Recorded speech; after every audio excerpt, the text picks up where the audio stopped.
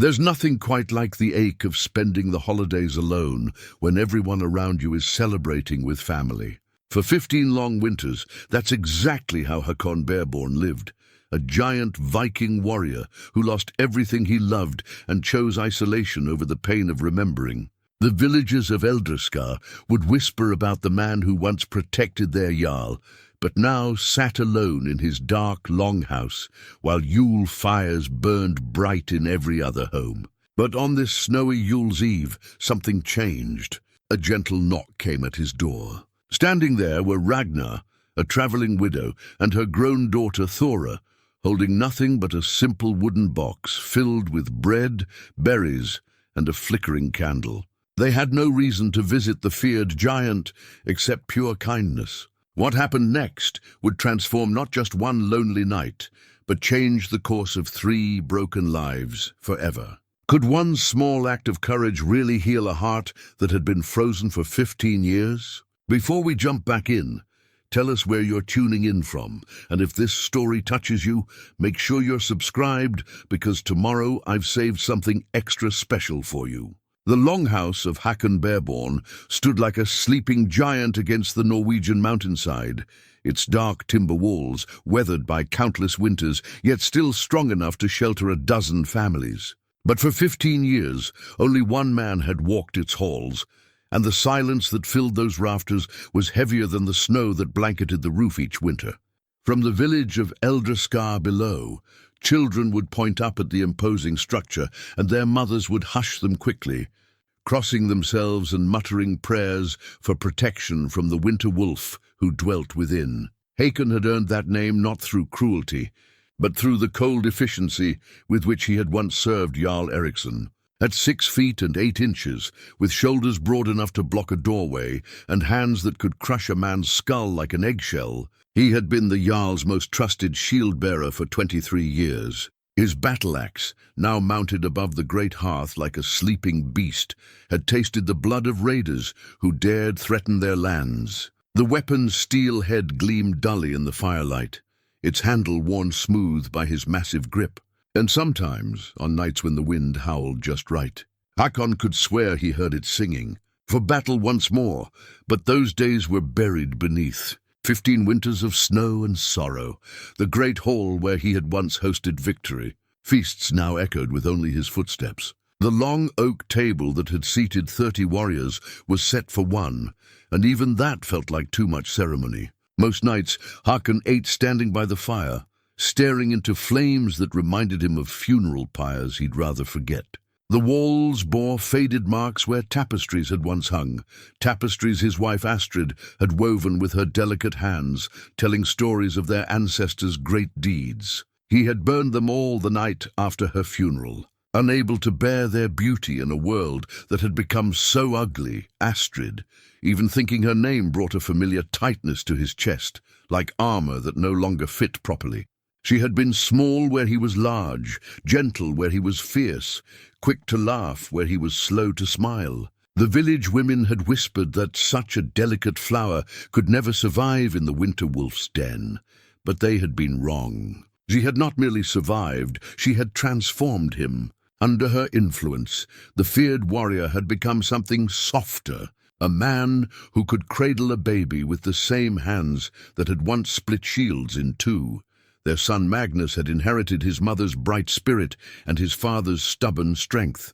At 7 years old, the boy could already swing a practice sword with proper form, but he preferred whittling small animals from birchwood and leaving them as gifts for village children. Hakon had often found him by the stream, talking earnestly to frogs and minnows as if they understood every word.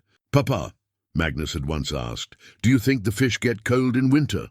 Such questions had made Hakon's heart swell with a pride fiercer than any he'd felt in battle. The raid had come on a spring morning when the ice was just beginning to break on the fjord. Hakon had been away, leading a patrol to investigate reports of ships on the horizon. They had been decoy vessels, clever Danish raiders who knew exactly when Eldrskar's protector would be absent. By the time Hakon returned, smoke was rising from a dozen buildings, and the screams had already faded to silence. He had found Astrid and Magnus in their bedchamber, where she had tried to shield their son with her own body. The raiders had shown no mercy to either.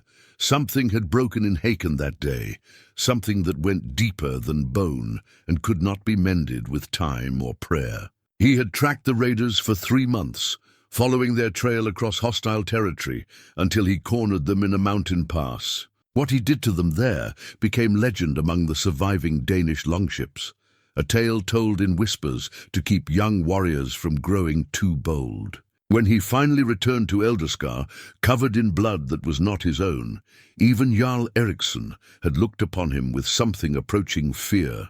That was when Hakon had requested release from his oath. The Jarl had tried to refuse, offering gold and land and even his own daughter's hand in marriage, but Hakon's mind was set. He would serve no lord, protect no village, raise no sword in anger or defense. He was done with the world of men, and the world would have to learn to be done with him. The villagers had respected his wish for solitude, though not without cost. Children who had once run to him for rides on his broad shoulders now scattered like sparrows when he walked the paths. Merchants who had once shared ale and stories at his table now conducted their business with nervous haste. Even Father Gunnar, the village priest who had baptized Magnus, spoke to him only when duty demanded it, and then with the careful politeness reserved for dangerous animals. Only Olaf the blacksmith still treated him as a friend, though even that friendship had worn thin over the years. The grizzled smith would sometimes appear at Hakon's door with fresh bread from his wife's oven and news from the village, but their conversations had grown shorter and more stilted with each passing season. What was there to say to a man who had chosen to live as if he were already dead? The longhouse itself seemed to understand its master's grief. Shutters remained closed against the cheerful morning light. Rooms that had once rang with laughter stayed locked and silent. The kitchen hearth, where Astrid had hummed old songs while preparing meals, now served only to heat simple stews that Hakon ate without tasting. He had become a ghost haunting his own life, going through the motions of existence while feeling nothing but the weight of memory. Winter was the worst time, when snow covered the ground and ice glazed the windows, when families gathered close around their fires and children's laughter echoed across the village square. Hakon's isolation felt complete. The Yule season brought particular torment, 12 days of celebration that mocked his solitude with their enforced joy.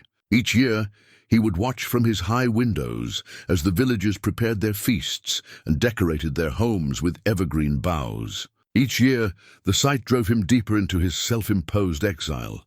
His daily routine had become a ritual of avoidance. He woke before dawn, tended his small flock of sheep and handful of chickens, chopped wood with mechanical precision, and retired to his hall before the village stirred to full life.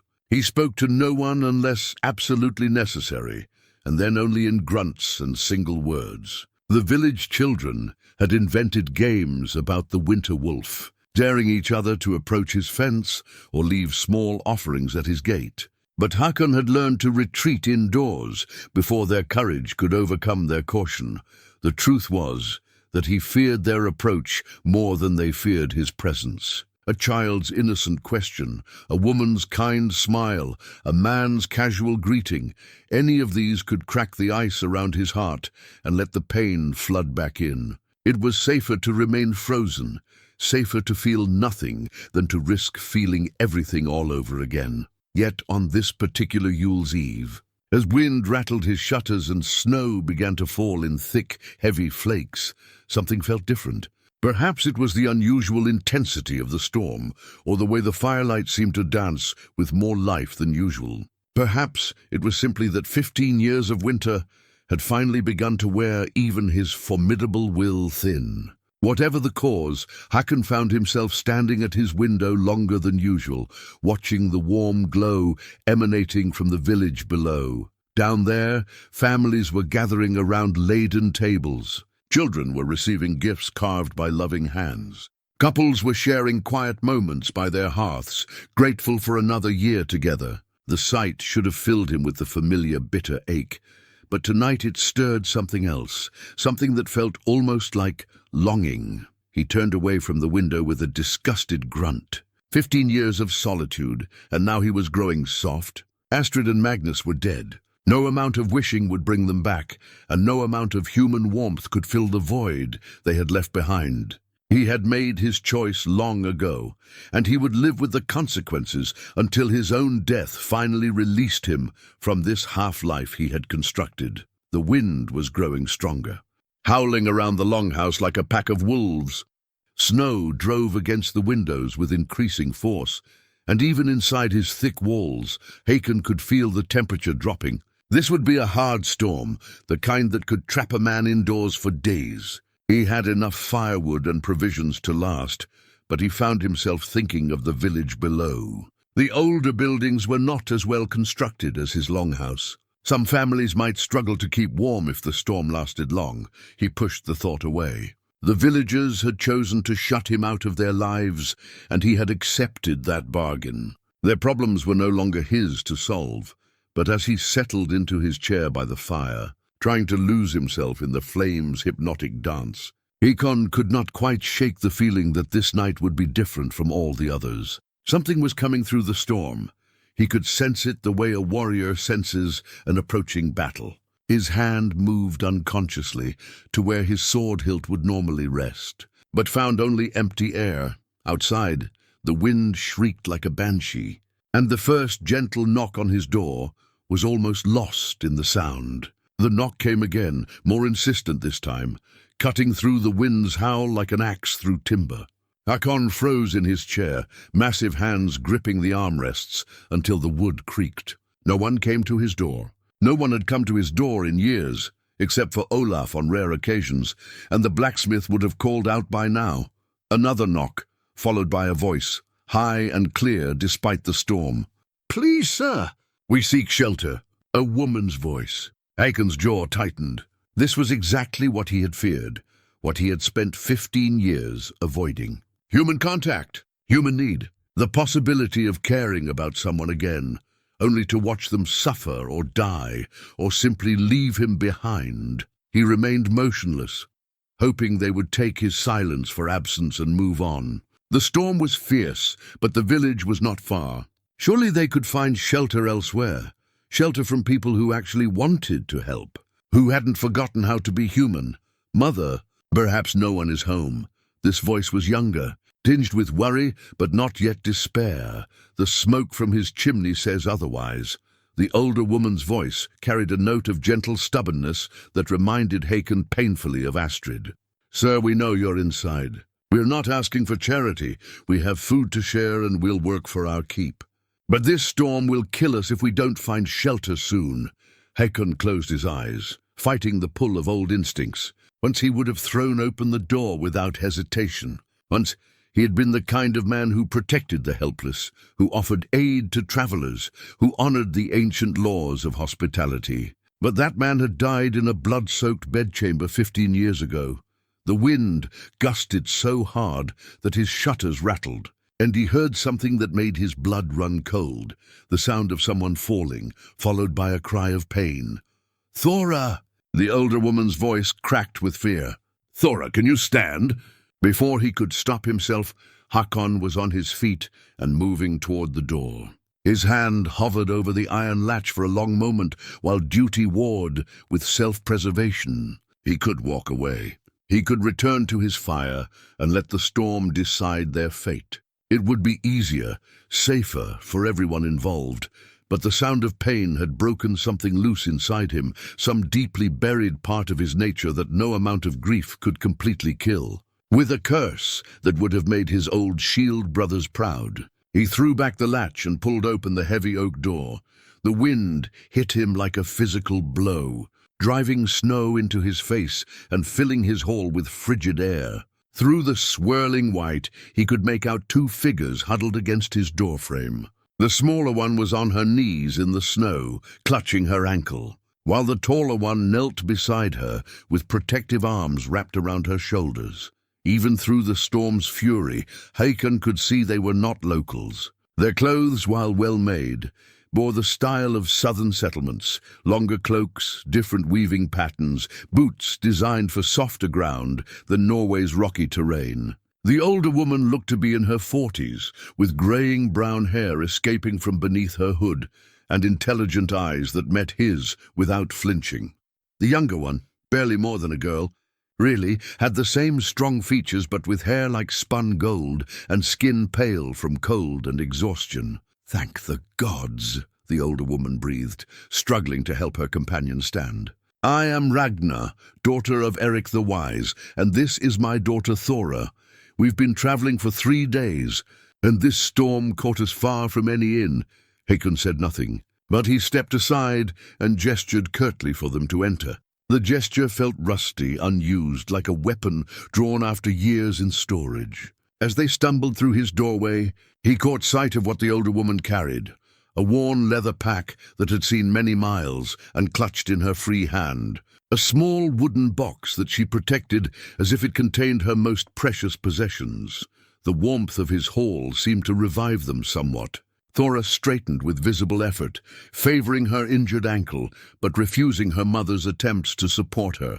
She had her mother's proud bearing, Hakon noticed, and eyes the color of summer sky that took in his longhouse with curious intelligence rather than fear. "We don't wish to impose," Ragna said, snow melting from her cloak and pooling on his stone floor. "But my daughter turned her ankle in a hidden hole, and with this storm, you'll stay until it passes." The words came out harsher than Hakon intended, rusty from disuse. Both women looked up at him, Ragna with gratitude, Thora with something that might have been surprise at his size. He stood a full head taller than most men, and in the firelight his broad frame cast shadows that could easily intimidate. But neither woman seemed afraid, which struck him as either very brave or very foolish. "We're grateful," Ragna said simply. "And we're not empty-handed." She held up the wooden box. "Spiced bread, dried berries, and honey cakes from the last inn. It's not much, but keep it." Hakon turned away, uncomfortable with their gratitude. "There's a bench by the fire. See to your daughter's ankle." He busied himself banking the fire and retrieving furs from a storage chest, trying not to listen to their quiet conversation as Ragna examined Thora's injury. But sound carried in his hall, and he couldn't help overhearing Thora's whispered observation. "He's not what I expected." "What did you expect?" Ragna murmured back. The villagers spoke of him as if he were a monster. But he opened his door. "Sometimes," Ragna said softly, "the people who seem the most frightening are simply the most frightened." Hakon's hands stilled on the furs. When had he become transparent enough for a stranger to read so easily? He turned back to find both women watching him with expressions he couldn't quite decipher. Not pity. He would have thrown them back into the storm for that. Something gentler, something that made his chest tight with emotions he'd thought safely buried.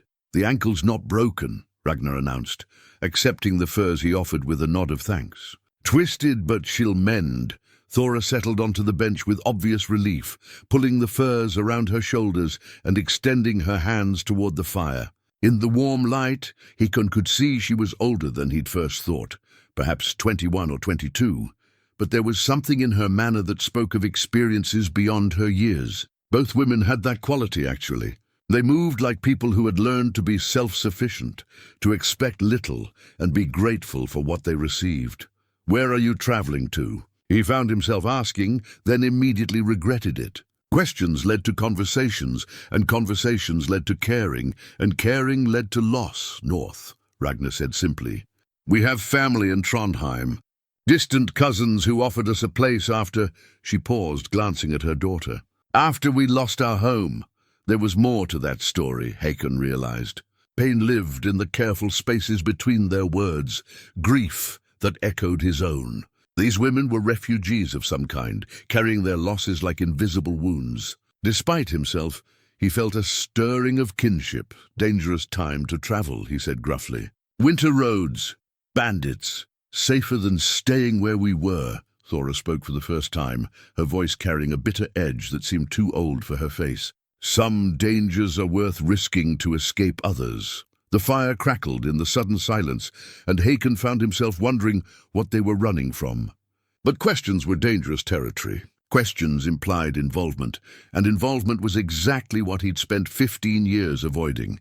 "There's stew," he said instead, moving toward the kitchen area. "And bread that's only 2 days old. You don't need to feed us," Ragna protested. "We have our own provisions. You'll share what you have, and I'll share what I have," Hakon replied, falling back on the ancient laws of hospitality that had been drilled into him since childhood. That's how it works. As he ladled stew into wooden bowls, he became aware of their quiet voices behind him, speaking in the intimate tones of people who had only each other for comfort. Mother and daughter, traveling alone through a harsh world, carrying whatever tragedy had driven them from their home. The knowledge sat heavy in his chest, competing with his determination to remain uninvolved. When he turned back with the food, he found them unpacking their wooden box, laying out its contents on his table with reverent care. The bread was dark and rich, studded with nuts and dried fruit. The berries gleamed like jewels in the firelight, and the honey cakes were shaped like little animals, rabbits and birds and deer, each one carved with delicate precision. "My daughter's handiwork," Ragna said, noticing his attention. "She has gifted hands." Thora blushed and looked down at her lap.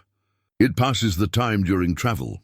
But Hakon was staring at the tiny carved creatures, remembering another pair of gifted hands that had whittled similar animals from birch wood. Magnus had made dozens of them, leaving them as presents for anyone who showed him kindness. The memory hit him like a physical blow, stealing his breath and leaving him gripping the back of a chair for support.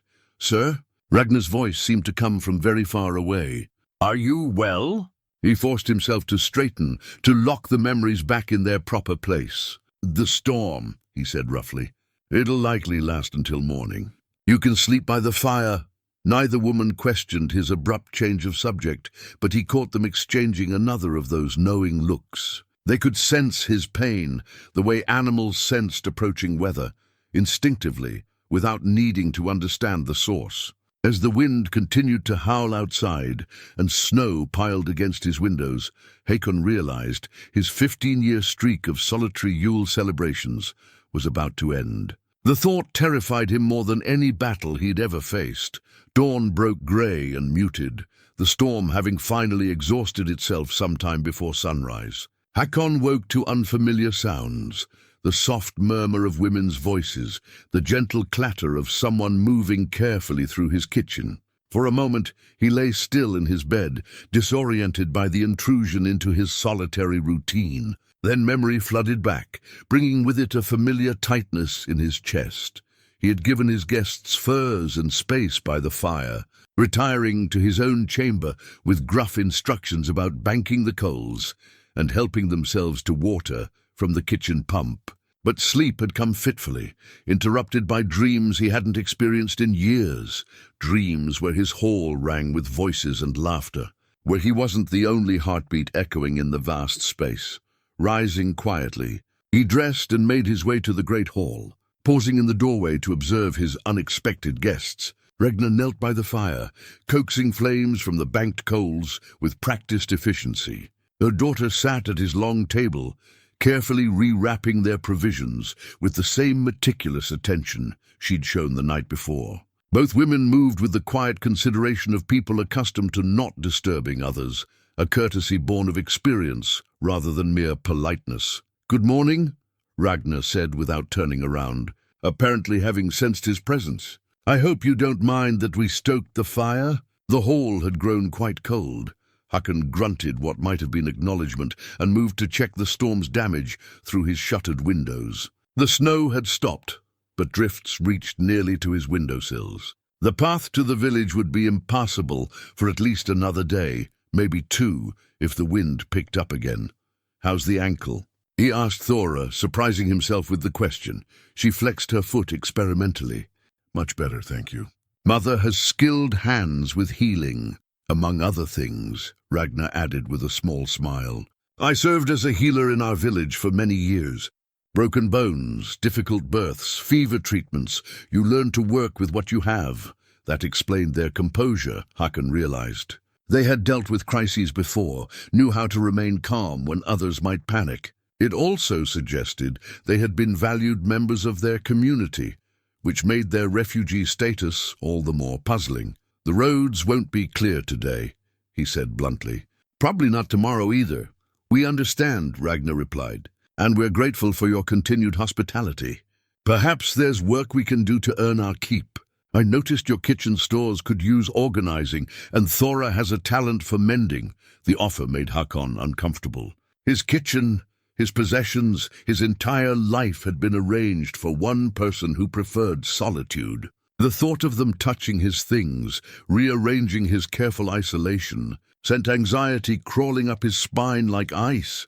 "That's not necessary," he said more sharply than intended. Thora looked up from her careful packing, those summer blue eyes studying his face with uncomfortable perception. "You're not used to company," she observed quietly. "How long has it been since someone stayed in your home?" The directness of the question caught him off guard. Most people danced around his history, afraid to probe too deeply into the winter wolf's past. But this young woman asked as if she had every right to know, as if his answer mattered to her in some personal way. 15 years, he found himself saying, then immediately regretted the admission.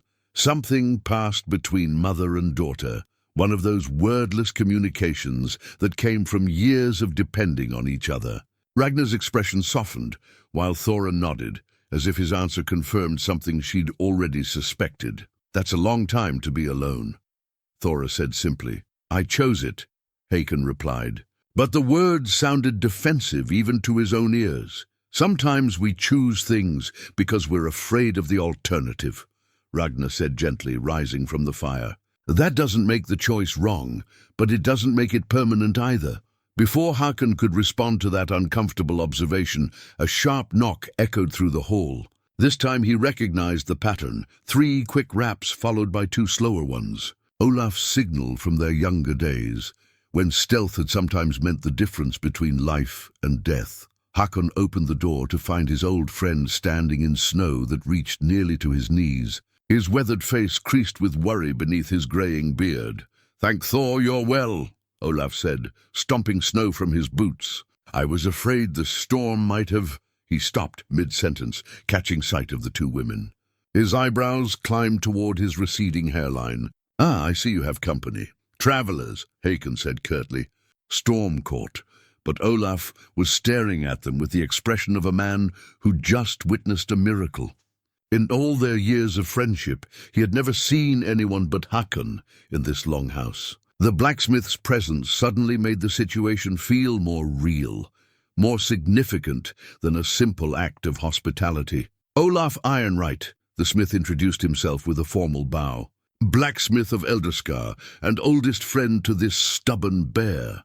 "Ragna, daughter of Eric the Wise," she replied, inclining her head gracefully. "And my daughter Thora, we're grateful for your friend's kindness. His kindness, is it?" Olaf's eyes twinkled with something dangerously close to amusement. "Well, that's a side of him few people see these days." Hakon shot his friend a warning look, but Olaf was already settling himself on a bench, clearly planning to stay long enough to satisfy his curiosity about this unprecedented development. "Tell me," the blacksmith continued, "how did you come to be traveling in such weather? It's a dangerous time for anyone to be on the roads, especially women alone." Hakon saw Ragna's shoulders tense slightly, noticed how Thora's hands stilled on her packing. Whatever had driven them from their home, it wasn't a story they shared easily. "Sometimes staying is more dangerous than leaving," Ragna said carefully.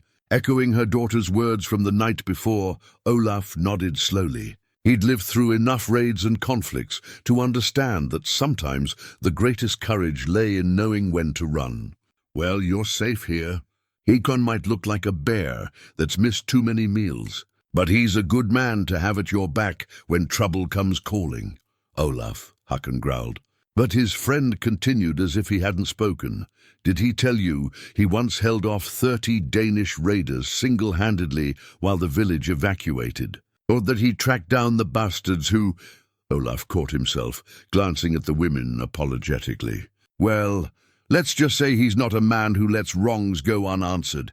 The blacksmith's words hung in the air like smoke from a funeral pyre. Hakon felt the familiar weight of old grief settling on his shoulders, heavier for being witnessed by these strangers who were somehow becoming less strange with each passing hour. "That was long ago," he said roughly. "Aye," Olaf agreed, but his eyes remained serious. "Long ago, and better forgotten. But some things about a man don't change, no matter how hard he tries to bury them."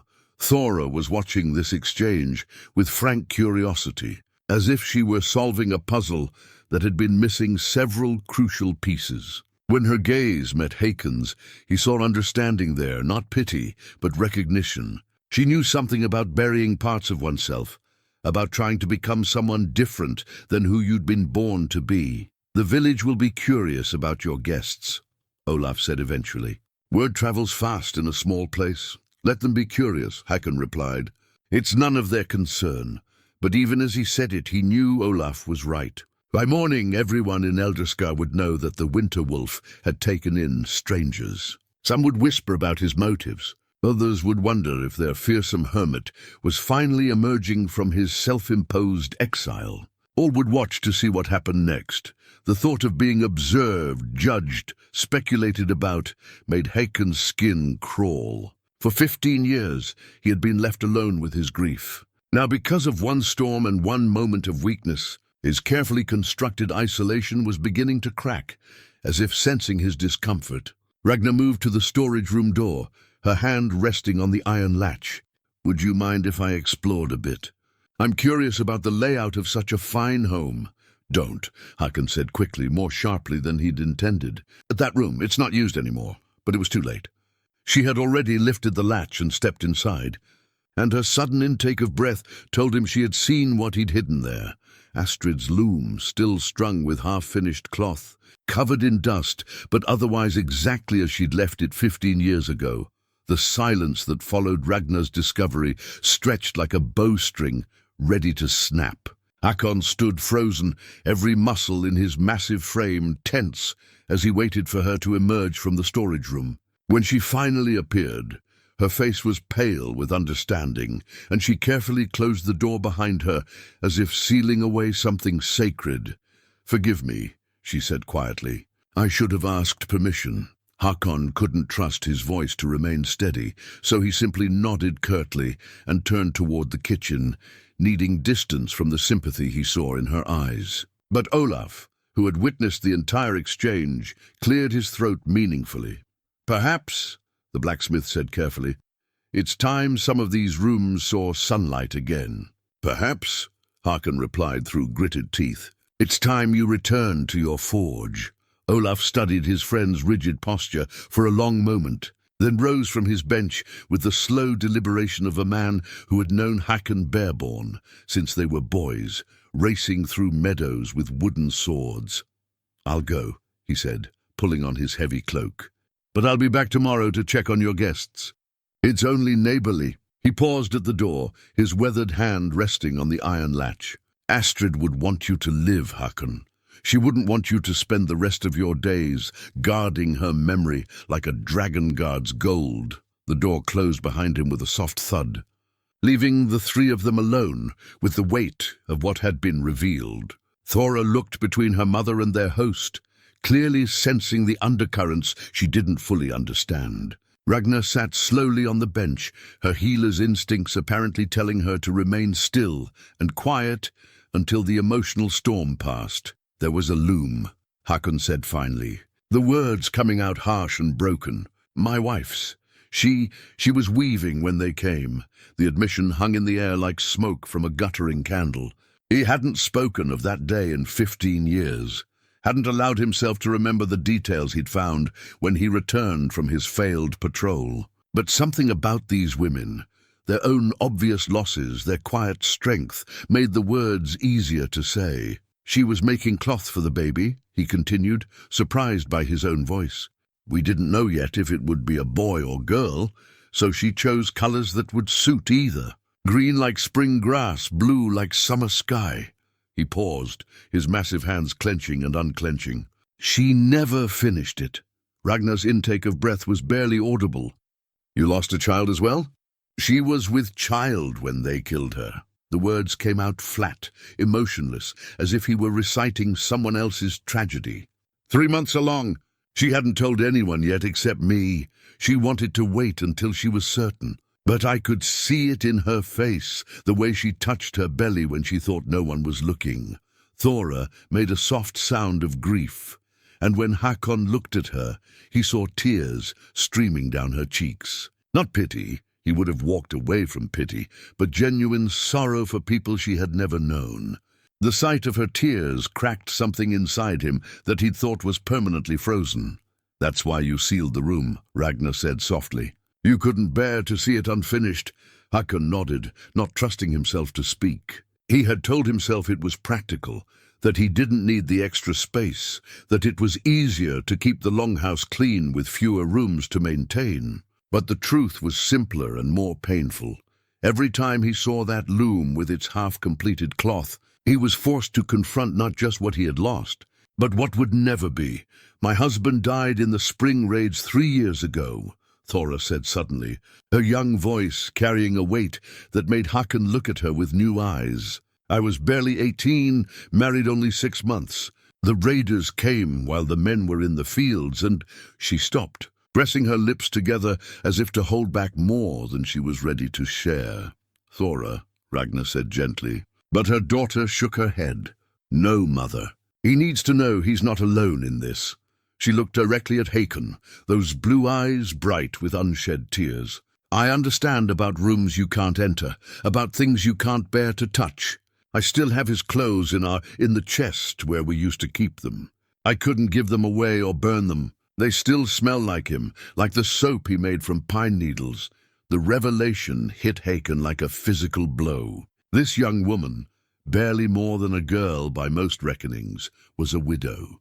She carried her own grief, her own unfulfilled dreams, her own rooms that had become shrines to the dead.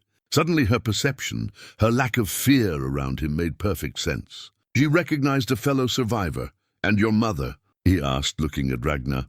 "Lost my husband to fever 8 years ago," she replied matter-of-factly. "He was a good man, a healer like myself, but there are some illnesses that take even those who fight them hardest. After that, it was just Thora and me. We managed well enough until..." She glanced at her daughter, who nodded encouragingly. "Until the new lord decided our village needed a different kind of healing than what we provided." There was more to that story, Hakon realized. Danger that had driven them from their home made them refugees, willing to risk winter roads rather than stay where they were. But he didn't press for details. Some wounds needed time before they could be examined safely. "So here we are," Ragna continued with a sad smile. "3 people who have lost what mattered most, thrown together by chance and storm." "Not chance," Thora said quietly. "The gods don't believe in chance." For the first time in 15 years, Hakon found himself wondering if she might be right. What were the odds that a storm would drive 2 grieving women to his door on the very night when his isolation had begun to feel unbearable? What were the chances that they would understand his pain so completely, would share their own losses with such trust? "The roads should be clear by tomorrow afternoon," he said, but the words felt strange in his mouth, almost reluctant. "Yes," Ragna agreed. "We'll be out of your way soon enough." But as she said it, Hakon realized with startling clarity that he didn't want them to leave. For the first time in 15 years, his longhouse felt alive. Voices filled the spaces that had known only silence. The fire seemed brighter, the food tasted better, even the air felt easier to breathe. The thought terrified him. "There's no hurry," he heard himself saying. "If you need more time for the ankle to heal properly..." "The ankle is fine," Thora interrupted gently. "But thank you for the kindness." They spent the rest of the morning in careful conversation, sharing stories that skirted the edges of their deepest pain, while revealing enough to build understanding. Ragna spoke of her healing work, the satisfaction of bringing new life into the world and easing suffering where she could. Thora talked about her skill with needle and thread, her love of creating beautiful things from simple materials, and slowly, carefully, Hakon found himself telling them about the man he used to be, the warrior who had protected his people not from duty, but from love. The husband who had carved wooden toys for his son. The father who had dreamed of teaching his boy to fish and hunt and think for himself.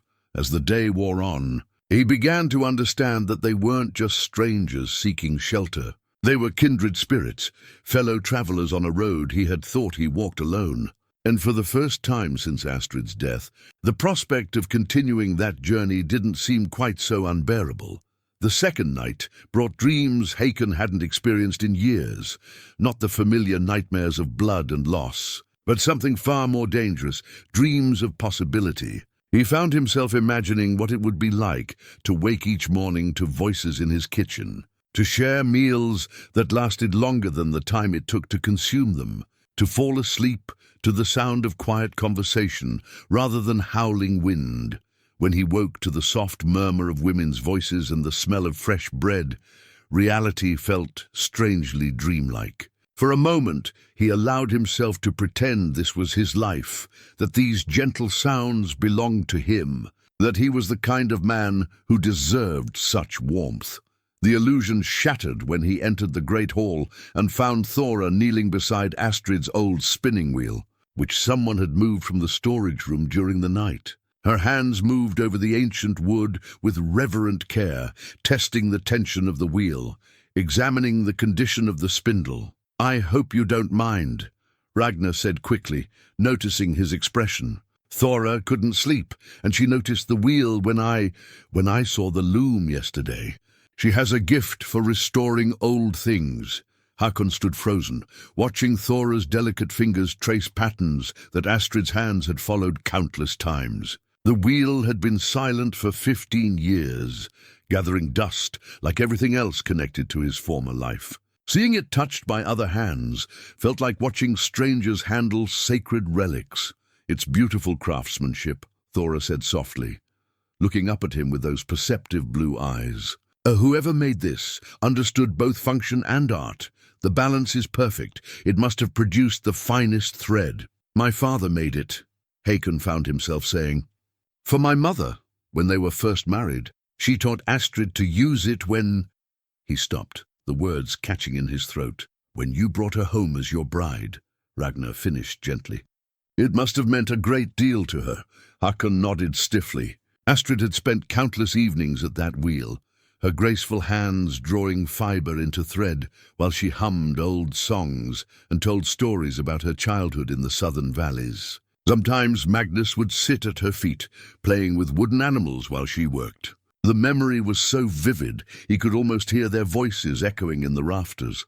"I could restore it," Thora offered quietly. "The mechanism is sound, but it needs oil and adjustment. If you'd allow me—" "No!" The word came out harsher than he'd intended, making both women flinch. "It stays as it is." Thora pulled her hands back as if the wood had burned her, and Hakon immediately regretted his tone. She had meant kindness, he realized. In her world, broken things were meant to be mended, silent things were meant to sing again. She couldn't understand that some brokenness was necessary, that some silence was the only prayer left to the dead. "I understand," she said simply, rising gracefully to her feet. Some things are too precious to risk changing, but her understanding only made him feel worse. He retreated to the kitchen, busying himself with preparing the morning meal while trying to ignore the careful way they moved around him now, as if he were a wounded animal that might lash out again. The day passed in strained politeness. The roads had indeed cleared enough for travel, but none of them mentioned departure. Instead, they fell into an odd domestic routine, Ragna organizing his scattered possessions with efficient care, Thora mending tears in clothing he hadn't bothered to fix, Hakon performing his usual chores while hyper-aware of their presence in his space. It was Olaf's return that afternoon that broke the tension. "The whole village is talking," the blacksmith announced without preamble, stamping snow from his boots. "Some say you've finally lost your mind completely. Others think you're planning something, though what? They can't agree on. Let them talk," Hakon replied. But Olaf was already studying Ragna and Thora with the shrewd gaze of a man who had lived through enough intrigue to recognize it when he saw it. "You're not ordinary refugees," he said bluntly. Your clothes are too fine, your manners too refined. And you, he pointed at Ragna, you move like someone accustomed to authority. Who are you really? Ragna exchanged a look with her daughter, some silent communication passing between them. Finally she sighed and set down the pot she'd been scrubbing. I was the chief healer in Stavanger, she admitted. Thora was married to the headman's son. We lived well, served our community faithfully for years. But when the new lord arrived from the south, he brought his own ideas about healing. He said our methods were too old-fashioned, too rooted in what he called pagan superstitions. And you refused to change, Olaf guessed. We refused to abandon treatments we knew worked in favor of his imported remedies that killed more than they cured, Thora said, anger flashing in her eyes. When I spoke against him publicly, when I accused him of letting people die for the sake of his pride, he declared me a troublemaker. More than that, Ragna continued grimly. He accused us of witchcraft, said our success came from dark bargains rather than skill and experience. In the current climate, such accusations are as good as death sentences, Olaf finished, his expression grim. So you ran. We left everything, Thora said quietly. Our home, our friends, our standing in the community, all because we refused to watch people suffer needlessly. Hakon found himself studying these women with new eyes. They hadn't just lost loved ones, they had lost their entire lives, their sense of purpose, their place in the world. They were refugees, not just from place, but from identity itself. The Lord will send men after you, he said, his tactical mind automatically assessing the threat. Men like that don't let challenges to their authority simply walk away. Perhaps, Ragna agreed. But Trondheim is far, and winter makes pursuit difficult. We hope to disappear among our cousins until the political winds shift. Politics always shift, Olaf observed. The question is whether you'll live long enough to see it. That evening, as they shared another meal around his table, Hakon found himself thinking about courage. It took one kind of bravery to face armed enemies in battle. He had done that countless times without hesitation. But it took another kind entirely to stand up for your principles, when the cost was everything you had built, everything you were. These women had shown that rarer courage, and it humbled him. You could stay, he heard himself saying as they prepared to bank the fire for the night. The words hung in the air like smoke, surprising all of them. Ragna paused in her careful arrangement of the coals, while Thora looked up from her mending with startled eyes. Here, Ragna asked carefully. The village needs a healer, Hakon said, the words coming easier now that he'd started. Father Gunnar does what he can, but he's old and his knowledge is limited. And winter is hard on everyone. There are always injuries, illnesses, difficult births. The villagers barely tolerate your presence, Thora pointed out gently. They'd hardly welcome strangers you vouched for. They'd welcome skilled help when their children were dying, Hakon replied with certainty. Fear makes people practical. And you, Ragna asked quietly, what would you get out of such an arrangement? The question pierced him like an arrow finding the gap in armor. What would he get? Company in his isolation? Purpose beyond mere survival? The dangerous possibility of caring about something again? I don't know, he admitted. But I know what you'd be walking into if you continue north. Roads full of bandits, pursuit from the south, and uncertainty at the end of it all. Here at least you'd have shelter and protection. Protection from the winter wolf himself, Thora said with the ghost of a smile. The irony is rather appealing. But even as they discussed practical details, living arrangements, how to approach the villagers, what supplies would be needed, Hakon felt a growing dread. If they stayed, if he allowed himself to care about their welfare, he was opening himself to loss all over again. Pain was the price of love, and he had already paid that cost once. Yet as he watched them planning, saw the hope creeping back into their faces, he realized he had already made his choice. For the first time in 15 years, something mattered to him more than his own safety. 3 days passed before the first test of their new arrangement arrived in the form of young Eric Thornson, barely 16 and stumbling through knee-deep snow with his arm cradled against his chest. His face was grey with pain and cold sweat, and he kept glancing over his shoulder as if expecting to be chased away from the winter wolf's door. Hakon opened the door to find the boy swaying on his feet, clearly having pushed himself beyond his limits to make the climb to the longhouse. Behind him, a trail of blood drops marked his path through the snow like breadcrumbs in a dark fairy tale. "Please," Eric gasped. "My arm, the bones showing through, and Father Gunnar is away in the next valley," Mother said.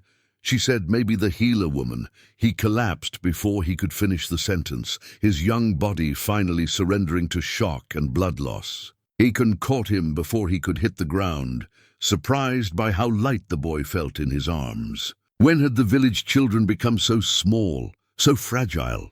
In his memory, they were all sturdy and laughing, fearless in the way only the truly innocent could be.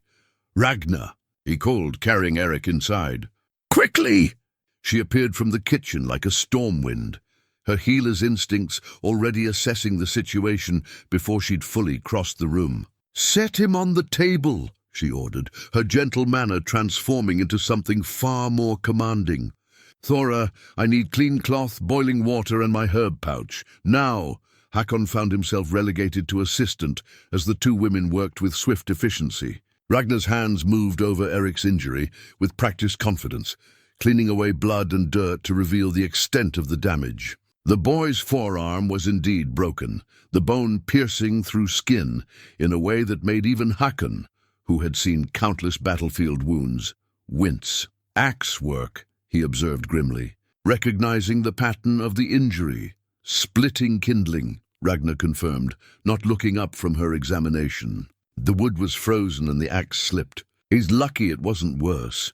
She began preparing a sleeping draught, measuring herbs with the precision of a master craftsman. "This will hurt before it gets better." Thora appeared with supplies, her movements calm despite the urgency. Hakon watched in fascination as mother and daughter fell into a rhythm they'd clearly practiced countless times. One cleaning and preparing, the other mixing medicines and arranging tools. They worked like dancers who had memorized each other's steps. "Hold him," Ragna instructed Hakon. "When I set the bone, he'll fight even through the sleeping draught." What followed was both beautiful and terrible to witness. Ragna's hands, so gentle in normal conversation, became instruments of precision and mercy. She worked with absolute focus, setting the bone with movement so swift and sure that Eric barely had time to cry out before the worst was done. Her stitching was artwork, tiny, even stitches that would heal cleanly and leave minimal scarring. "Where did you learn this?" Hakon asked as she bound the wound with strips of clean linen. "From my mother, who learned from hers," Ragna replied, still concentrating on her work. "And from necessity. In a world where accidents happen and wars come regularly, someone has to know how to put people back together. Will he be all right?" "The bone will mend cleanly if he follows instructions," Thora said, mixing a paste that smelled of pine needles and something sharper. "This will prevent infection, but he'll need to keep the wound clean and return in 3 days for fresh bandages." By the time Eric woke, groggy but no longer grey with pain, word had somehow spread through the village. Hakon could see figures gathering at the edge of his property, parents and siblings waiting anxiously for news, afraid to approach but unable to stay away. The sight reminded him of how community was supposed to work, how people were meant to care for each other in times of crisis. "Tell them he'll live," he said gruffly, helping Eric to his feet. "Tell them to send someone for him in an hour, when the draft wears off." Eric looked up at him with wonder, as if he couldn't quite believe the fearsome winter wolf had helped save his life. "Thank you," he whispered. "All of you." After the boy was safely returned to his family, carried down the hill by his grateful father and older brother, Ragna and Thora cleaned their makeshift surgery with the methodical thoroughness of people who understood that carelessness in such matters could kill. "That was well done," Hakon said, though the words felt inadequate for what he'd witnessed. "It was routine," Ragna replied, but he could see the satisfaction in her eyes. "This is what we were meant to do, what we trained our whole lives for. Politics and accusations can't change that. The village will talk," Thora observed, hanging the cleaned instruments to dry. By tomorrow everyone will know that the Winter Wolf's guests saved Eric Thornson's arm. She was right, and the thought made Hakon's stomach tighten with anxiety. For 15 years, he had been left alone because people feared him. But now there would be curiosity, gratitude, expectations. People would want to know about his mysterious guests, would test their willingness to help, would gradually encroach on the isolation he had built so carefully. Perhaps that's not such a bad thing, Ragna said gently, apparently reading his expression. Fear is a cold thing to live with. Respect is warmer. That evening brought the first of what would become a regular stream of visitors. Gudrun Eriksdottir appeared at sunset with fresh bread and a small pot of honey, ostensibly as payment for services rendered, but really to satisfy her curiosity about the women who had appeared so suddenly in their midst. "My Eric says you have magic hands," she told Ragna. Her weathered face creased with genuine gratitude. He was certain he'd lose the arm, maybe die from the bleeding. But look, she gestured toward the village, where Eric could be seen walking carefully but steadily between his parents. "He'll heal clean, won't he?" "If he does as he's told and keeps the wound clean," Ragna replied diplomatically. "And if infection doesn't set in. You'll need to watch for signs, fever, red streaks, excessive swelling." Gudrun nodded eagerly, hanging on every word as if it were gospel. Hakon found himself marginalized in his own home, watching as these women seamlessly took on the role he had abdicated 15 years ago. Protector and caretaker of the community. "There will be others," Thora said quietly after Gudrun left. "Word spreads quickly in small places, and winter is hard on everyone. Are you prepared for your peaceful home to become a gathering place?" The question struck at the heart of his fears. Yes, there would be others. Injured children, difficult births, seasonal fevers, broken bones from icy paths. His longhouse would fill with voices and needs and the messy complications of human community. The silence he had cultivated would be shattered permanently. "I don't know," he admitted. "But I know what happens if I say no. Eric Thornson might have died today. How many others will suffer because I'm too much of a coward to let the world back in?" "Caring isn't cowardice," Ragna said softly. "It's the bravest thing anyone can do." As they prepared for sleep that night, Hakon found himself listening to the sounds of his occupied home. Quiet conversations, the soft whisper of cloth being mended, the gentle settling of people making themselves comfortable in shared space. For 15 years, these sounds had been absent from his life. Now they felt like music he'd forgotten how to hear. But underneath his growing contentment lay a persistent dread. He was falling into old patterns, old habits of protection and care. Every day they stayed, every person they helped, every small act of kindness they performed wove him deeper into the web of community he had spent so long escaping. And webs, he knew, could become traps as easily as they became homes. The riders came at dawn on the 7th day. Their horses dark against the snow-covered landscape like ravens perched on fresh graves. Hakon spotted them first from his high window, 5 men in the brown leather and iron mail of southern lords, moving with the purposeful pace of hunters who had finally found their quarry's trail. His blood turned to ice water in his veins. "Ragna!" he called quietly, not wanting to alarm them with shouting, but needing them to understand the danger immediately. "Thora, come here, now." Something in his tone brought them running. When they saw his face, saw the way his massive hands had instinctively moved to where his sword would hang, they needed no explanation. Ragna moved to the window and peered through the shutters, her face going pale as parchment. "Lord Sigurd's men," she whispered. "But how did they track us so far?" "The storm should have covered our trail completely. Gold buys many things," Thora said bitterly, her young face hardening with an expression that belonged on someone much older, "including information about strange women asking questions in roadside inns." Hakon's mind was already racing through possibilities. 5 armed men against 1 warrior who hadn't touched a weapon in 15 years, 2 women, and whatever villagers might be convinced to help. The odds were not favorable, especially since he had no idea how skilled these southern soldiers might be. "The storage room," he said quickly. "There's a loose board in the back wall that leads to a crawl space.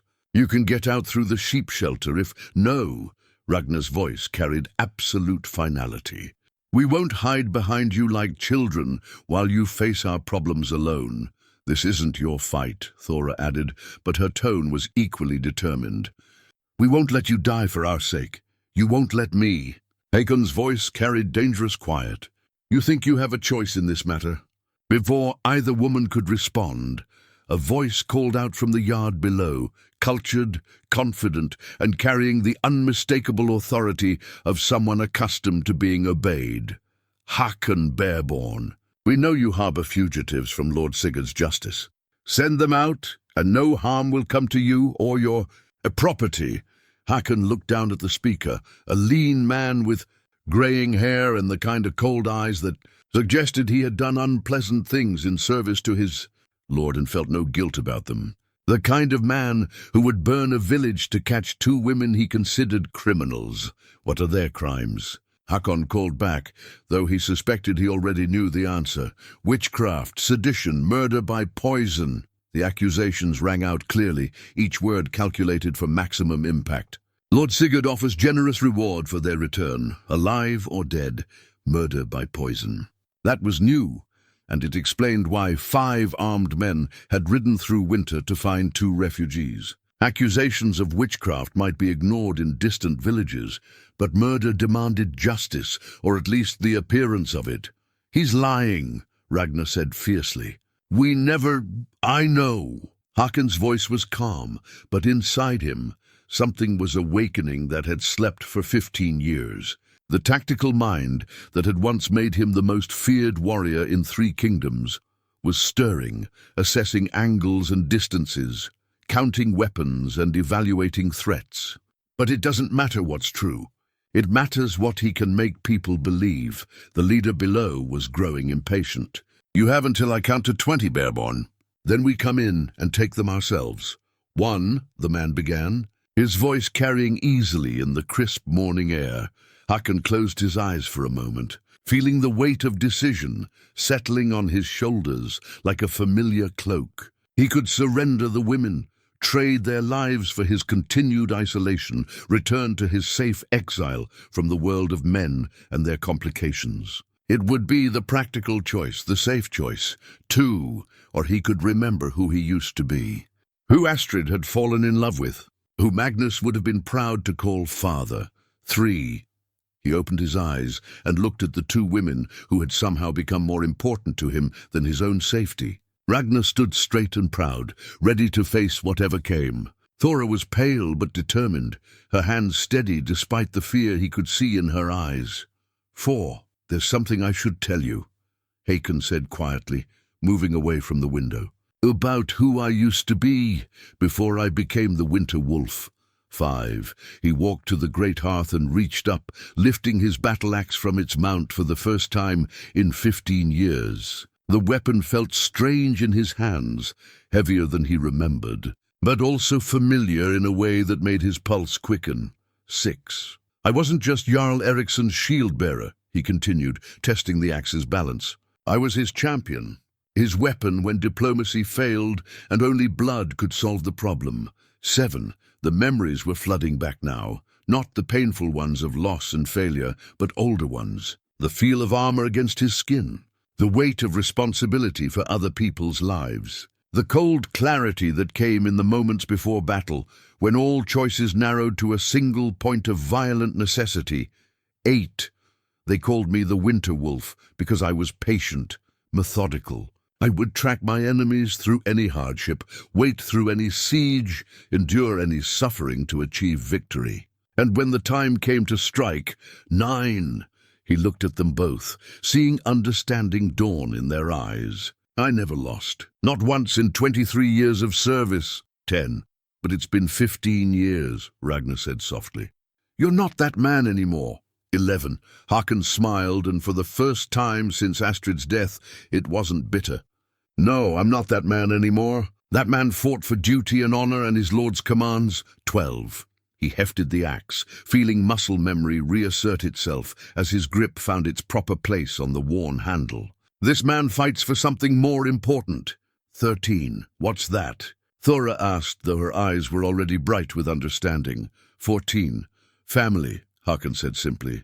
I fight for my family. 15. The word hung in the air between them, carrying weight that went far beyond its simple syllables. In calling them family, he was claiming them, accepting responsibility for their welfare, acknowledging that they had become more precious to him than his own life. 16. But there are 5 of them, Ragna protested. Well-armed, well-trained. 17. And I am Hakon Bearborn, he replied with quiet confidence. I held off 30 Danish raiders single-handed. I tracked the men who killed my family across hostile territory and left their bones to bleach in mountain passes. I earned my reputation with blood and steel and some things. He moved toward the door, axe in hand. Some things you never forget. 18. What do you need us to do? Thora asked, and the trust in her voice nearly broke his heart. 19. Stay inside. Bar the door behind me. If I fall, he paused, meeting their eyes. If I fall, use the crawl space. Get to Olaf. He'll know what to do. 20. The counting stopped, and in the sudden silence, Hakon could hear his own heartbeat, steady and strong. He felt more alive than he had in 15 years, more himself than he'd been since the day he'd hung up his weapons and chosen exile over engagement. Time's up, Bearborn, the leader called. We're coming in. Hakon lifted the bar from his door and stepped out into the crisp morning air. The 5 riders had dismounted and were advancing on foot, weapons drawn, moving with the confident precision of men who had done this many times before. Gentlemen, he said conversationally, stepping fully into view. I'm afraid there's been a misunderstanding, the leader stopped. His eyes widening as he took in Hakon's full height and breadth, the casual way he held his battle-axe, the complete absence of fear in his bearing. You're harboring criminals, the man said. But his voice had lost some of its earlier confidence. I'm harboring family, Hakon corrected. And family. He smiled again, and this time it was the smile of a wolf showing its teeth. It's worth dying for. The battle song was beginning to sing in his blood again. 15 years of silence finally broken. Whatever happened next, he was no longer the broken hermit who had watched the world from behind shuttered windows. He was Hakon Bearborn, and he had found something worth fighting for again. The standoff stretched like a bowstring, pulled to its breaking point. 5 armed men faced one, but something in Hakon's bearing made the Southerners hesitate. Perhaps it was the casual way he held his massive battle-axe, as if the weapon weighed no more than an eating knife. Perhaps it was the absolute stillness in his posture, the kind of calm that spoke of countless battles won. Or perhaps it was simply the recognition that they faced a legend made flesh, the winter wolf in his own territory, defending what he claimed as his own. The leader, who had given his name as Captain Bjorn Ironson, adjusted his grip on his sword and gestured for his men to spread out in a half-circle. You're making a mistake, Bearborn. These women are accused of serious crimes. Lord Sigurd's justice reaches farther than you might think. Lord Sigurd's justice, Hakon replied conversationally, has no authority in Jarl Ericsson's lands. And I am still oath-sworn to my Jarl, whatever else I might have become. It was a bold claim, and technically accurate. He had requested release from active service, but he had never formally broken his oath. The distinction might matter in a court of law, but here in the snow with weapons drawn, law was what the strongest man declared it to be. The Jarl is old and weak, Captain Bjorn sneered. Southern gold speaks louder than northern oaths these days. Perhaps. Hakon shifted his stance slightly, and the men facing him tensed. But I'm neither old nor weak, and I've heard no gold speaking this morning. Only the wind, and the sound of 5 men who rode too far from home. Behind him, through the thick walls of his longhouse, he could hear the soft murmur of women's voices. Ragna and Thora were undoubtedly watching through the shutters, seeing their protector face odds that would have daunted most warbands. The thought of their fear for him was almost more painful than his own danger. One of the southern soldiers, a young man with nervous eyes and hands that shook slightly on his spear, took a half-step forward. Captain, perhaps we should— Silence, Bjorn snapped. Bearborn, you have one final chance. Surrender the women and walk away. Continue this folly, and we'll take them over your corpse. You're welcome to try. Hakon's voice carried no boast, no challenge, simply the flat certainty of a man stating an obvious fact. But I should warn you that the last 5 men who threatened my family learned it was a poor choice. The reference to the Danish raiders who had killed Astrid and Magnus was not lost on any of them. That particular revenge had become legend throughout the north. How the Winter Wolf had tracked his enemies across 3 kingdoms and left their bones scattered in mountain passes too remote for proper burial. Captain, Bjorn's jaw tightened. Those were different times. You were a different man, was I? Hakon asked mildly. I suppose we'll find out. The young soldier who had spoken before was backing away now, his nerve clearly failing. The other 3 were experienced enough to hold their positions, but Hakon could see doubt creeping into their eyes. They had expected to face a broken hermit, not a legendary warrior who spoke of killing them with the same tone he might use to discuss the weather. There's another way, came a new voice from behind the soldiers. Everyone turned to see Olaf approaching through the snow, moving with the careful deliberation of a man walking into a situation that could explode into violence at any moment. The blacksmith carried no weapons, but his presence changed the entire dynamic of the confrontation. Olaf, Hakon said quietly, this isn't your concern, isn't it? The grizzled smith looked around at the armed men, then back at his friend.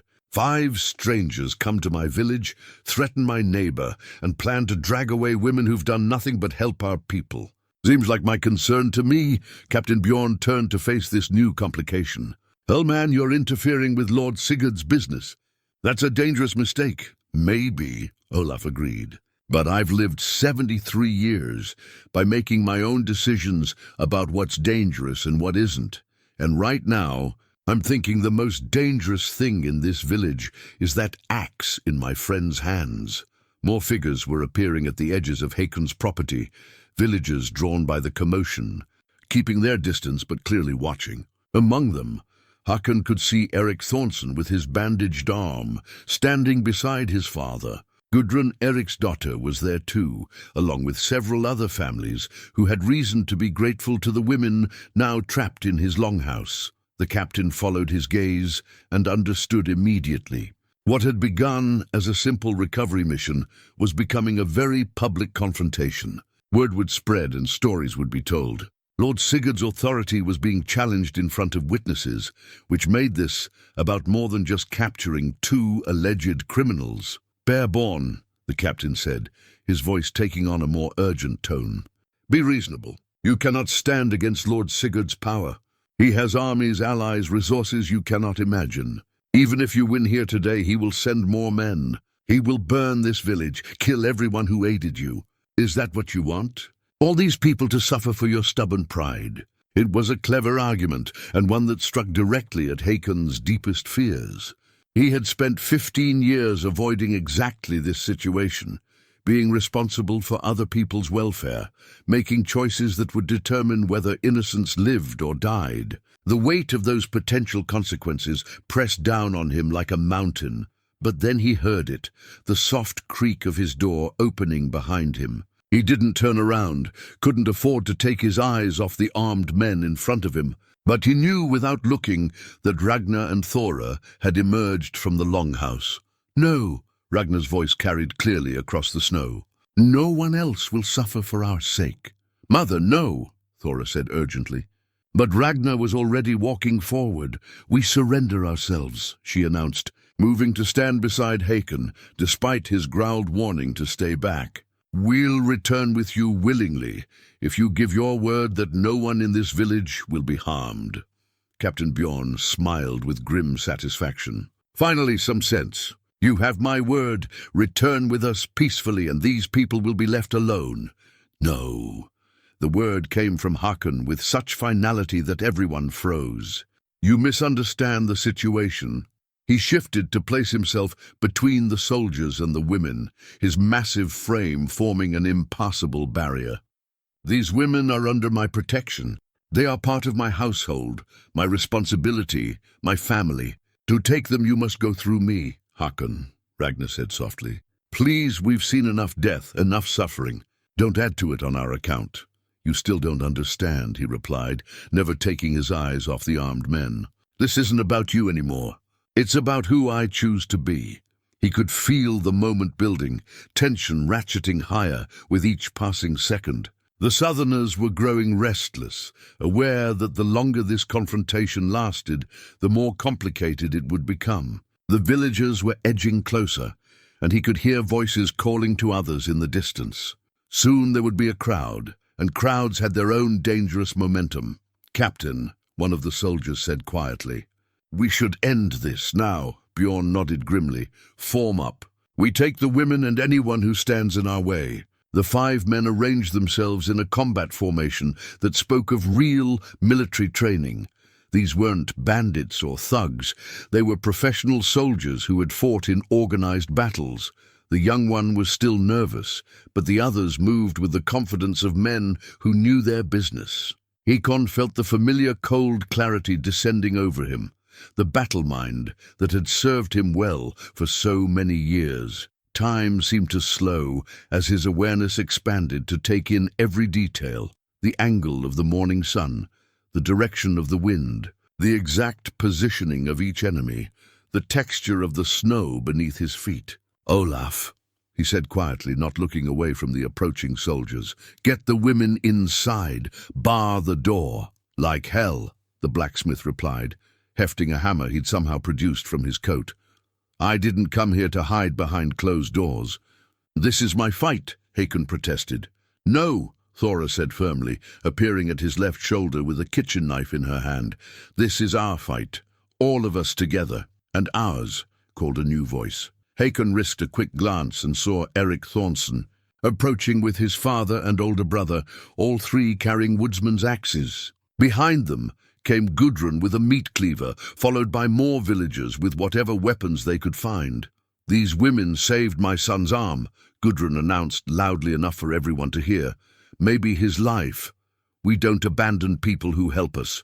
Captain Bjorn looked around at the growing crowd of villagers, his expression shifting from confidence to uncertainty. This was no longer a simple arrest.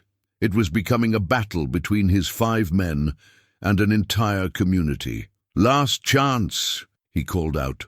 Stand down, all of you, or face the consequences. Hakon raised his battle axe, feeling 15 years of rust fall away from his movements like scales from a snake. Around him, the people of Eldrskar raised their improvised weapons, farmers and craftsmen standing ready to fight professional soldiers for the sake of 2 women they barely knew. The only consequence, Hakon said clearly, his voice carrying to every person present, will be teaching you that some things are worth more than your lord's gold. The captain's face hardened with resolve. So be it. Take them all. The soldiers charged forward through the snow, and Hakon Bearborn, the winter wolf of Eldrskar, stepped forward to meet them with a battle cry that hadn't been heard in 15 years. The first clash came like thunder breaking across a clear sky. Captain Bjorn led his men in a disciplined charge, their boots churning snow as they closed the distance with deadly intent. But Hakon was already moving, his massive frame flowing, forward with the fluid grace of a predator who had never forgotten how to hunt. The winter wolf's battle cry died as quickly as it had risen, replaced by the focused silence of a warrior who had no need for noise when steel would speak for him. His axe swept in a devastating arc that caught the first soldier completely off guard. The man had expected to face a rusty hermit, not a legend in full fury. The blade bit deep into the soldier's shield, splitting seasoned oak like kindling, and driving the man backward into the snow. Hakon followed through with his shoulder, using his superior weight to send his opponent sprawling, then pivoted to meet the next attacker with movements that seemed impossible for someone of his size. The battle exploded outward from that first violent contact. Olaf's hammer caught another soldier in the ribs, with a sound like breaking pottery, while Eric Thornson and his father flanked a third man with their woodsman's axes. The professional soldiers were skilled, but they were fighting in unfamiliar terrain against people defending their home, and that made all the difference. Captain Bjorn himself came straight for Hakon, recognizing that the giant warrior was the key to this entire confrontation. His sword work was elegant and precise, the product of years of training and real combat experience. Under normal circumstances, he might have been a match for any fighter in the north. But these were not normal circumstances, and Hakon Bearborn was not any fighter. The captain's first thrust was turned aside by the axe handle with casual ease. His second strike was deflected so hard it nearly broke his wrist. By his third attack, he was beginning to understand that he faced something beyond ordinary skill. This was artistry, violence elevated to the level of pure expression. Hakon fought like winter itself, patient, inexorable, absolutely without mercy. Every movement was economical, purposeful, designed to conserve energy while maximizing damage. He had learned this style in 100 battles, perfected it against enemies who were just as skilled and far more numerous than these 5 southerners. The young soldier who had shown nervousness earlier broke first, throwing down his spear and stumbling backward through the snow. "I yield!" he cried, hands raised in surrender. "I yield!" Hakon's axe paused mid-swing, the blade stopping mere inches from the boy's throat. For a moment, the only sound was the young man's terrified breathing and the ongoing struggles of the other combatants. "Run," Hakon said quietly. "Run home and tell your lord what you've seen here." The soldier needed no further encouragement. He scrambled to his feet and fled toward the horses, leaving his weapons behind in his haste to escape. But the brief moment of mercy cost Hakon his complete attention, and Captain Bjorn seized the opportunity. His sword darted forward in a move that would have opened most men from shoulder to hip. But Hakon twisted at the last second, taking a shallow cut across his ribs instead of a killing blow. The pain was sharp and immediate, but it also did something unexpected. It reminded him of why he was fighting, not for the joy of battle or the satisfaction of victory, but for the women watching from his doorway, for the villagers who had chosen to stand with him, for the idea that some things were worth bleeding for. His counterattack came with devastating speed. The axe head caught Captain Bjorn's sword arm just below the elbow, and the sound of breaking bone was audible even over the ongoing melee. The captain's weapon tumbled from nerveless fingers as he staggered backward, clutching his ruined arm. "Enough!" Bjorn gasped, his face grey with pain and shock. "Enough! We yield!" The words carried across the snow, cutting through the sounds of combat like a blade through cloth. One by one, the other soldiers lowered their weapons, recognizing that their leader's surrender meant the end of their mission. Hakon stood in the churned snow, breathing hard, but still ready to continue fighting if necessary. Around him, the villagers maintained their aggressive positions, weapons raised and eyes bright with the fierce satisfaction of people who had discovered they could defend what mattered to them. The transformation was remarkable to witness. These farmers and craftsmen, who had spent 15 years avoiding their fearsome neighbor, had just fought alongside him as if they were a trained war band. They had found courage they didn't know. They possessed, had chosen community over safety, had proven that ordinary people could do extraordinary things when the stakes were high enough. "You came for criminals," Hakon said to the wounded captain, his voice carrying clearly in the crisp morning air. "But what crimes have you witnessed here?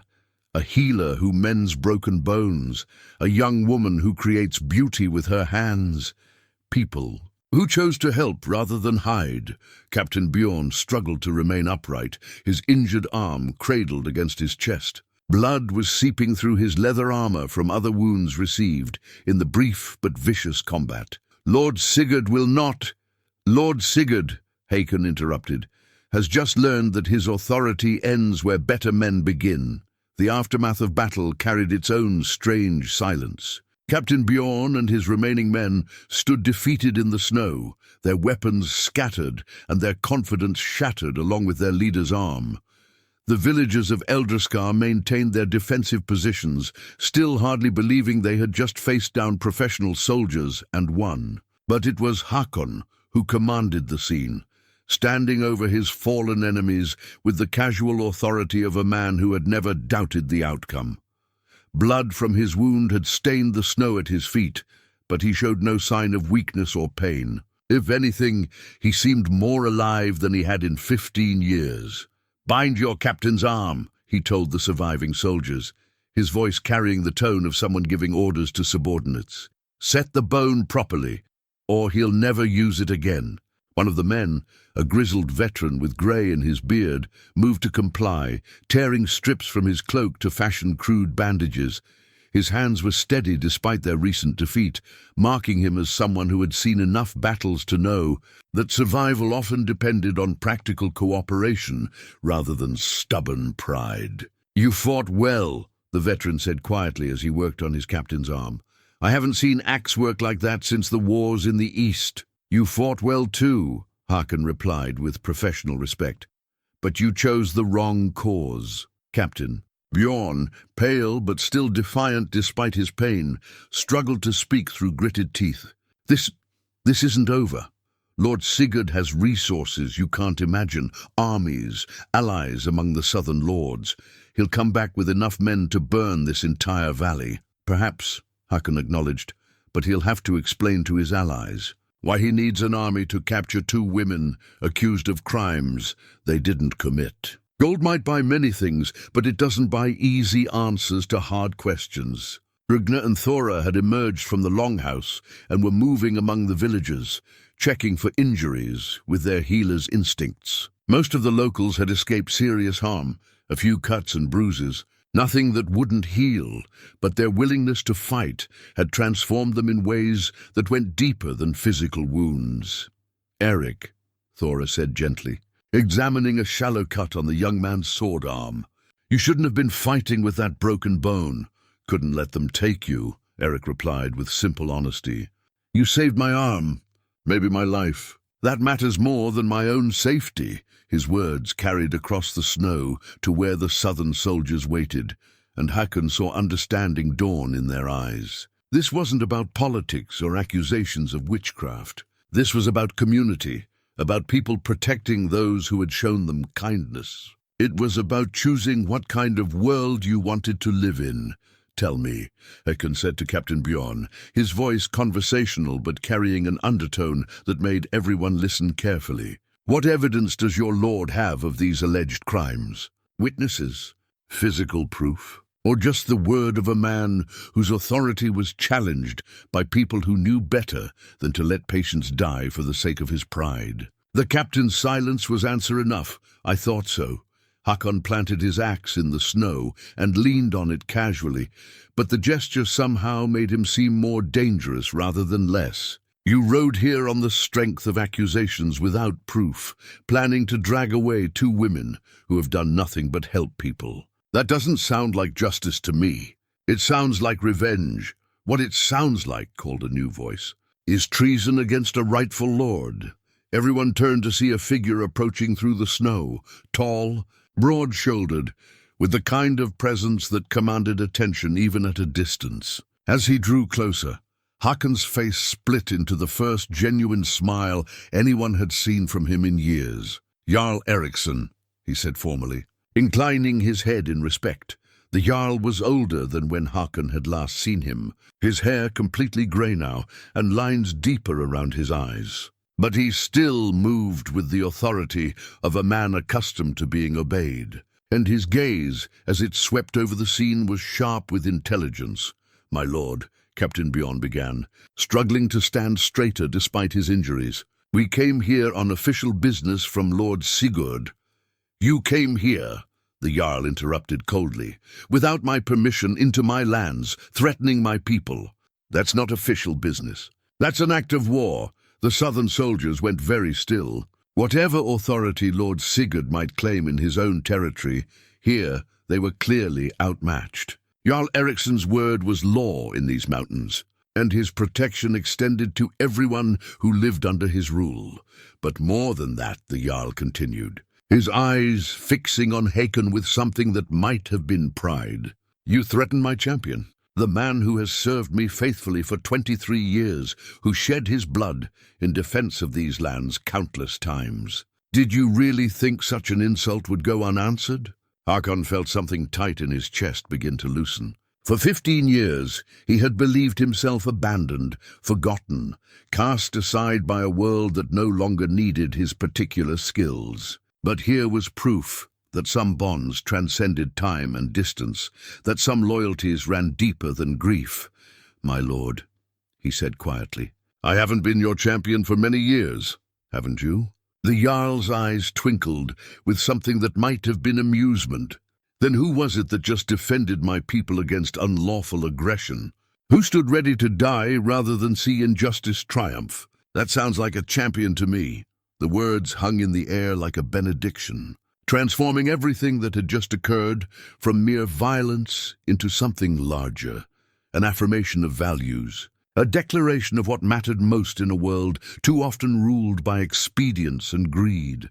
3 months later, as spring's first tentative warmth began to chase winter from the Norwegian mountains, Hakon stood at his window watching a scene that would have been impossible to imagine on that snowy Yule's Eve when everything changed. His longhouse had become the heart of something he'd never expected to see again, a thriving community. Ragna had established herself as the village healer, her expertise saving lives and easing suffering throughout the harsh winter months. Thora had opened what could only be called a workshop, teaching local women the finer arts of weaving and embroidery while creating beautiful pieces that traders came from distant villages to purchase. But more than that, they had given him back his purpose. The great hall that had echoed with 15 years of silence now rang with voices most evenings. Villagers came not just for healing or to commission Thora's work, but simply to share news, seek advice, or warm themselves by a fire that seemed somehow brighter when tended by multiple hands. Children who had once scattered at his approach now brought him small gifts, carved animals, wildflower crowns, drawings made with charcoal on precious scraps of parchment. He had become, without quite realizing how it happened, the man he was always meant to be. The sound of footsteps on the wooden floor made him turn. Ragna approached, carrying 2 steaming cups of the spiced tea she had taught him to appreciate. Another small miracle in a life that had recently become full of them. Brooding again? She asked with gentle teasing, offering him one of the cups. Reflecting, he corrected, accepting the tea gratefully. There's a difference, is there?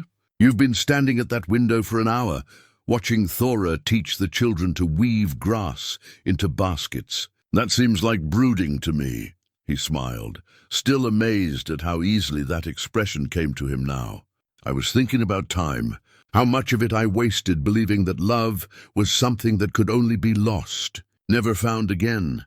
Ragna moved to stand beside him at the window, her shoulder brushing his arm in the casual intimacy they had developed over the months of shared space and growing affection. Below them, Thora sat in the spring sunshine, surrounded by a dozen village children, her patient voice carrying clearly as she demonstrated the proper technique for weaving reeds. Do you regret it? Ragna asked quietly. The 15 years alone?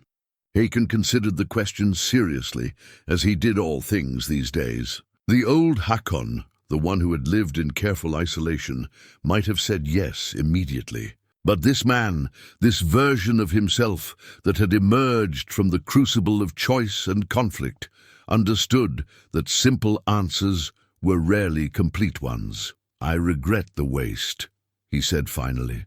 But I don't regret the journey. Everything that happened, the loss, the grief, the years of exile, all of it was necessary to bring me to the place where I could recognize what you and Thora offered. If I hadn't known the depths of solitude, I might not have understood the value of connection. That's a very philosophical way of looking at it. I've had good teachers. Recently, in the art of seeing hope, where I once saw only endings, they stood together in comfortable silence. watching the simple domestic scene below. Olaf was there too, demonstrating how to make the strongest knots, his weathered hands still steady despite his years. Eric Thornson sat nearby, his formerly broken arm now healed and strong, helping younger children with their more ambitious projects. "The Jarl's messenger came this morning," Ragna said eventually. Hakon nodded. He had seen the rider approaching and had known what news he likely carried. "Lord Sigurd? Dead. Fever took him 2 weeks ago. His son has repudiated all his father's accusations and formally apologized to Jarl Eriksson for the incident here. We're free to live where we choose without fear of pursuit." The news should have brought relief, but Hakon found that it changed little in his mind. The external threat had been resolved, but the real transformation had already occurred within these walls, within his heart. "And where do you choose to live?" he asked, though he thought he already knew the answer. "That depends," Ragna replied with a smile in her voice, "on whether a certain stubborn bear has finally learned to appreciate company." "I've learned many things," Hakon said seriously. "I've learned that healing isn't always about medicine. Sometimes it's about having someone care whether you live or die. I've learned that family isn't always about blood. Sometimes it's about choice, about deciding that certain people matter more than your own comfort. And I've learned that some kinds of love don't replace what came before. They build on it, honor it, make it part of something larger." Ragna's hand found his, their fingers intertwining with the natural ease of people who had stopped questioning whether they belonged together. "Astrid would have liked you," he continued softly. "She would have appreciated your strength, your kindness, the way you see possibility where others see only problems. And Magnus," his voice caught slightly on his son's name, but it was a sweet pain now rather than a bitter one. "Magnus would have loved having a big sister to teach him things and tease him about his messy hair. They're still part of you," Ragna said gently. "Part of this family we're building. The dead don't disappear when we learn to live again. They become the foundation we build new happiness on." Through the window, they could see Thora rising from her circle of students, brushing grass from her skirts and laughing at something one of the children had said. She looked up at the longhouse and waved, her face bright with the joy of someone who had found her place in the world. "So," Ragnar said, squeezing his hand, "what do you think? Are we home?" Hakon looked around his great hall, no longer empty, no longer silent, no longer a monument to what was lost, but a celebration of what had been found. The loom in the storage room had been brought out and cleaned, its voice joining Astrid's old spinning wheel in creating new beauty. The long table seated 12 now on feast days, filled with voices and laughter and the comfortable arguments of people who cared enough to disagree. He thought about that snowy Yule's Eve when a knock on his door had changed everything. How 2 strangers carrying nothing but kindness and courage had walked into his carefully constructed isolation and shown him that winter, no matter how long or cold, always ended in spring. "Yes," he said simply, pulling Ragnar closer and watching his daughter, for that's what Thora had become, teach the next generation that broken things could be made whole again. "We're home." Outside, the mountains of Eldrskar stood eternal and snow-crowned, but within the longhouse of Hakon Bearborn, the winter wolf had finally learned to live in warmth again.